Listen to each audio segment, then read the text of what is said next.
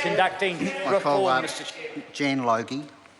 Mr Chair, rise to take a call in the debate around the title and commencement of the currently named Health and Safety Reform Bill, and to pick up on my colleague's point about, and it's also been made consequently, about the meaning of reform being to make it better, to act on the unnecessary deaths that are happening in our workplaces as well as the injuries, and that in the last 5 years there have been 104 deaths in agriculture in this country, and that this legislation was prompted by the Royal Commission that was established in response to the Pike River mine tragedy, and subsequent independent inquiry into health and safety that all recommended that we needed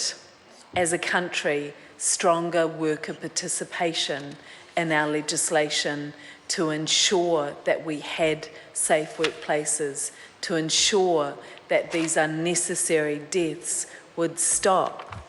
So my suggestion is that reform is inappropriate, that actually, as has been characterised by the CTU, of this as a bill that waters down those protections is more appropriate. That the bill that was discussed by the Select Committee, and where there were so many submissions made to, and so many people urging this House to pass legislation that honoured the dead, that protected those still living, was upheld. And the committee was working in that light. The committee was working towards a legislation that would truly reform. And then at the last minute, what we have been given in this House is a piece of legislation that actually waters down existing provisions. Whereas the current legislation means that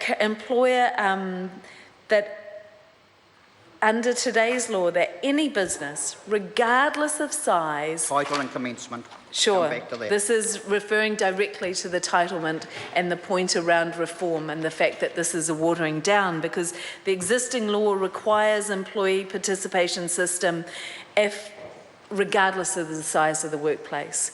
And for this government to introduce legislation that puts 20 employees as the limit, and then some categorisation that is entirely opaque to this House around high risk, is not doing an honour. It is not reforming.